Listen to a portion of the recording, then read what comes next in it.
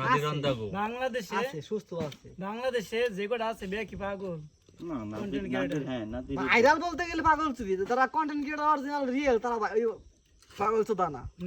নাদিরে তো পাগল বলো ঘোরার পাগল না নাদির পাগল না ও অরিজিনাল কন্টেন্ট ক্রিয়েটর হ্যাঁ। ওর ওর ওর ওর তোমার ওর যে কন্টেন্ট গুলো একবার বিশ্বমানের কন্টেন্ট বুঝো নাই ও মনে করো দুই ভাষায় হলো ই করে ইংলিশ আর বাংলা